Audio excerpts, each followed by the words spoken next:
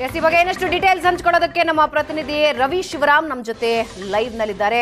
ರವಿ, ಅರ್ಥ ಆಗದೆ ಇರೋ ವಿಷಯ, ರಾಧಾಮೋಹನ್ ಪ್ರಾಬ್ಲಮ್ ಸಾಲ್ವ್ ಮಾಡೋದಕ್ಕೆ ಬಂದ್ರ, ಇನ್ನಷ್ಟು ಪ್ರಾಬ್ಲಮ್ ಕ್ರಿಯೇಟ್ ಮಾಡೋದಕ್ಕೆ ಬಂದ್ರ ಬಿಜೆಪಿಯಲ್ಲಿ?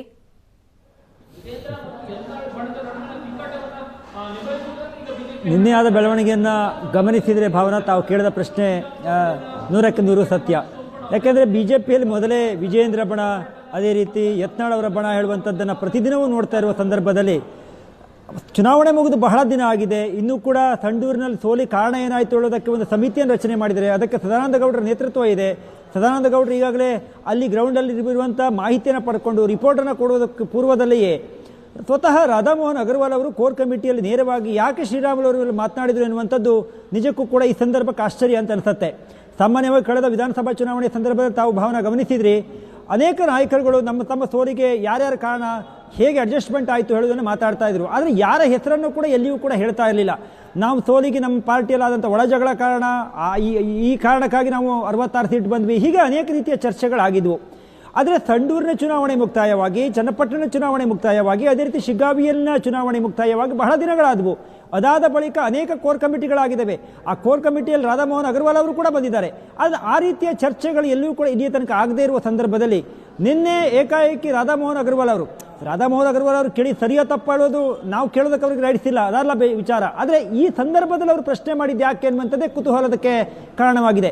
ಪ್ರಮುಖವಾಗಿ ಆ ಸಂಡೂರಿನ ವಿಚಾರಕ್ಕೆ ಬರೋದಾದ್ರೆ, ಆರಂಭದಲ್ಲಿ ಮಾಡಬೇಕು ಅಂದ್ರೆ 2023ರ ವಿಧಾನಸಭೆಯ ಪ್ರಮುಖ ನಾಯಕರ ಸೋಲಿಗೆ ಕಾರಣಗಳೇನು ಅನ್ನೋದರ ಪೋಸ್ಟ್ ಮಾರ್ಟಮ್ ಕೂಡ ಆಗಬೇಕಾಗತ್ತೆ. ಅಲ್ಲಿಂದ ಚಾಪ್ಟರ್ ಶುರು ಆಗಬೇಕಾಗತ್ತೆ.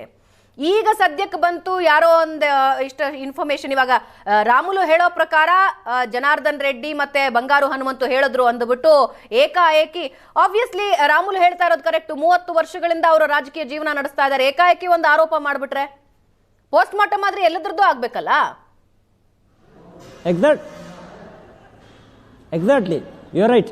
ಯಾಕೆಂದರೆ ತಾವು ಹೇಳಿದಂತೆ ಕಳೆದ ವಿಧಾನಸಭಾ ಚುನಾವಣೆಯಲ್ಲಿ ಘಟಾನುಘಟಿ ನಾಯಕರುಗಳ ಸೋಲಿಗೆ ಯಾರೆಲ್ಲ ಕಾರಣರಾದು ಹೇಳೋದು ಕೂಡ ಅಲ್ಲಿಂದ ಚರ್ಚೆ ಆಗಬೇಕಾಗತ್ತೆ.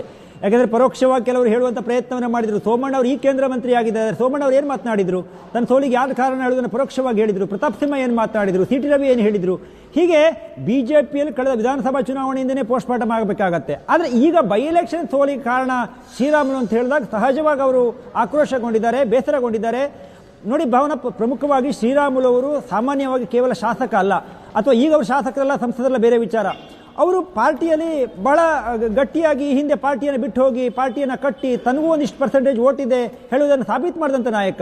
ಅಮಿತ್ ಶಾ ಅವರು ಅವರನ್ನು ಕರ್ಕೊಬರುವ ಸಂದರ್ಭ, ಅಥವಾ ಅನಂತಕುಮಾರ್ ಅವರನ್ನು ಕರ್ಕೊಬರುವ ಸಂದರ್ಭದಲ್ಲಿ ಇಲ್ಲ ಅವರು ಈ ಬಿಜೆಪಿಲಿ ಇರಬೇಕು, ಅವರು ಇದ್ರೆ ಮಾತ್ರ ಬಿಜೆಪಿ ಒಂದು ಶಕ್ತಿ ಹೇಳುವಂಥದ್ದನ್ನು ಮನಗಂಡಿ ಅವ್ರನ್ನ ಕರ್ಕೊಬಂದಿದ್ದು.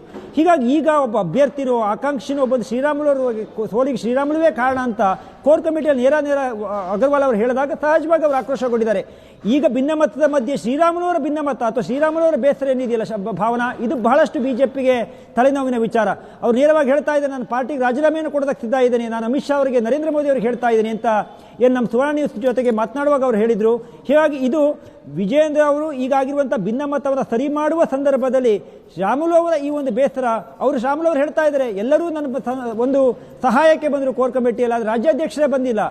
ರಾಜ್ಯಾಧ್ಯಕ್ಷರಿಗೆ ಅನೇಕ ಬೇರೆ ಬೇರೆ ರೀತಿಯಲ್ಲಿ ಮಾತಾಡ್ತಾ ಇದ್ದಾರೆ. ಕೋರ್ ಕಮಿಟಿಯ ಸದಸ್ಯರೊಬ್ಬ ಈಗ ಬಿಜೆಪಿ ಹೈಕಮಾಂಡ್ ಮೈಂಡ್ ನಲ್ಲಿ ಏನಿದೆ ರವಿ ಶಿವರಾಮ್, ನನಗೆ ಅರ್ಥ ಆಗ್ತಾ ಇಲ್ಲ. ಒಂದು, ಈಗ ಹೈಕಮಾಂಡ್ ಏನೋ ಕ್ಲೀನ್ ಆಗಿ ಹೇಳಿ ಕಳಿಸಿದೆ, ಸಂದೇಶ ಕೊಟ್ಟಿದೆ ಅಂತ ಹೇಳಿದ್ರೆ ಅದನ್ನ ಉಸ್ತುವಾರಿಯಾದವರು ಅದನ್ನ ನೀಟಾಗಿ ಕನ್ವೆ ಮಾಡಿಬಿಟ್ಟು ಹೋಗಬೇಕು, ಅಥವಾ ಇವರೇನ್ ಹೇಳ್ತಾರೋ ಅದನ್ನ ತೆಗೆದುಕೊಂಡು ಹೋಗಿ ಹೈಕಮಾಂಡ್ ಹೇಳಬೇಕು, ತನ್ನ ಮಟ್ಟದಲ್ಲಾದಂಗೆ ಸಮಾಧಾನ ಮಾಡಿ ಕಳಿಸ್ಬೇಕು ಅನ್ನೋದು ಹೈಕಮಾಂಡ್ ಲೆಕ್ಕಾಚಾರ ಇತ್ತ, ಅಥವಾ ಇರೋ ಪ್ರಾಬ್ಲಮ್ ಅನ್ನ ಇನ್ನೂ ಕೆದಕಿ ಗಾಯ ಮಾಡಿ ಬನ್ನಿ, ಒಟ್ಟ ಕರ್ನಾಟಕದ ಬಿಜೆಪಿಯನ್ನ ಒಂದು ಗತಿ ಕಾಣಿಸೋಣ ಅನ್ನೋಂಗೆ ಕಾಣಿಸ್ತಾ ಇದೆ. ಸಾರಿ ಟು ಸೇ, ಬಟ್ ಒಬ್ಬೊಬ್ಬ ನಾಯಕರನ್ನು ಹೀಗೆ ಇಂಡಿವಿಜುವಲಿ ಟಾರ್ಗೆಟ್ ಮಾಡಿ ಕ್ವೆಶ್ಚನ್ ಮಾಡಿ, ಸಿ ಟಿ ರವಿ ಅವರನ್ನ ಟಾರ್ಗೆಟ್ ಮಾಡಿ ಕ್ವೆಶ್ಚನ್ ಮಾಡಿ, ರಾಮುಲು ಅವರನ್ನ ಟಾರ್ಗೆಟ್ ಮಾಡಿ ಕ್ವೆಶ್ಚನ್ ಮಾಡಿ. ಇವಾಗ ಅವರು ಶಾಸಕರಿದ್ದಾರೋ ಇಲ್ವೋ ಲೆಕ್ಕಕ್ಕೆ ಬರಲ್ಲ, ಆದ್ರೆ ಪಕ್ಷಕ್ಕಾಗಿ ದುಡಿದಿರುವ ನಾಯಕರು ನಡೆಸ್ಕೊಳ್ಳೋ ರೀತಿನ ಇದು.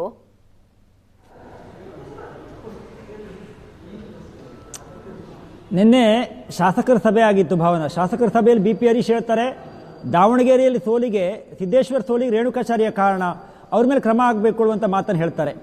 ಆಗ ಅಗರ್ವಾಲ್ ಹೇಳ್ತಾರೆ, ಬಿ ಪಿ ಹರೀಶ್ ಹೇಳ್ತಾ ಇರೋದು ಸರಿ ಇದೆ, ನೀವು ಅವ್ರು ಎತ್ತಿರುವಂಥ ಪ್ರಶ್ನೆಗೆ ಮೊದಲು ಉತ್ತರವನ್ನು ಕೇಳಿಸ್ಕೊಳ್ಳಿ ಹೇಳುವಂಥ ಮಾತನ್ನು ಅಗರ್ವಾಲ್ ಹೇಳ್ತಾರೆ. ತಾವು ಹೇಳಿದಂತೆ ಉಸ್ತುವಾರಿಗಳು ಮಾತನಾಡಬಾರ್ದು, ಪ್ರಶ್ನೆಯನ್ನು ಕೇಳಬಾರ್ದು ಅನ್ನುವಂಥದ್ದು ಏನಿಲ್ಲ. ಆದರೆ ಸಹಜವಾಗಿ ಯಾರು ಹೈಕಮಾಂಡ್ ನಾಯಕರಾಗಿ ಇಲ್ಲಿ ಬರ್ತಾರೆ, ಉಸ್ತುವಾರಿಗಳಾಗಿ ಬರ್ತಾರೆ, ಅವರ ಮಾತುಗಳನ್ನು ಬಹಳ ಸೀನಿಯರ್ ಲೀಡರ್ಗಳು ಇಲ್ಲಿ ತನಕ ಕೇಳಿದ್ದಿಲ್ಲ. ನಾನೆಲ್ಲೋ ಪತ್ರಿಕೆಯಲ್ಲಿ ಓದಿದ್ದೆ, ಬಂಗಾರಪ್ಪನವ್ರಿಗೆ ಇದೇ ರೀತಿಯ ಪ್ರಶ್ನೆಯನ್ನು ಕೇಳಿದ್ರಂತೆ. ಆಗ ಬಂಗಾರಪ್ಪನವರು ಮುಖ್ಯಮಂತ್ರಿ ಆ ಸಂದರ್ಭದಲ್ಲಿ ಉಸ್ತುವಾರಿ ಬಂದಾಗ, ನೀನು ಸ್ಕೂಲ್ ಮಕ್ಕಳಿಗೆ ಪ್ರಶ್ನೆ ಕೇಳೋ ರೀತಿಯಲ್ಲಿ ನನಗೆ ಕೇಳಕ್ಕೆ ಬರಬೇಡ ಹೇಳುವಂಥ ಮಾತುಗಳನ್ನು ಬಂಗಾರಪ್ಪನವರು ಅವತ್ತು ಕೊಟ್ಟಿದ್ರು ಹೇಳೋದನ್ನು ನಾವು ಪತ್ರಿಕೆಯಲ್ಲಿ ಓದಿದ್ದೇವೆ. ಹೀಗೆ ಯಾರು ಉಸ್ತುವಾರಿಗಳು ಇರ್ತಾರೆ ಹೇಳೋದು ಬಹಳ ಮುಖ್ಯ. ರಾಜ್ಯ ಬಿಜೆಪಿಯ ಬಂಡಾಯ ಕೇವಲ ಉಸ್ತುವಾರಿಗಳಿಂದ ಸರಿ ಮಾಡುವ ಮಟ್ಟದಲ್ಲಿ ಇವತ್ತಿಲ್ಲ. ಅದು ಅಮಿತ್ ಶಾ ಅವ್ರ ಮುಂದೆ ಹೋಗಿದೆ, ಜೆಪಿ ನಡ್ಡಾ ಅವ್ರ ಮುಂದೆ ಹೋಗಿದೆ, ನರೇಂದ್ರ ಮೋದಿ ಅವರ ಮುಂದೆ ಹೋಗಿದೆ. ಪ್ರಶ್ನೆಗೆ ಬರುತ್ತೆ ರವಿ ಶಿವರಾಮ್, ಉಸ್ತುವಾರಿಯ ಬಲ ಕೂಡ ಅದರಲ್ಲಿ ಪ್ರಶ್ನೆಗೆ ಬರುತ್ತೆ. ವಾಪಸ್ ಬರ್ತೀನಿ, ಮಾತಾಡ್ತೀನಿ ನಿಮ್ ಜೊತೆ.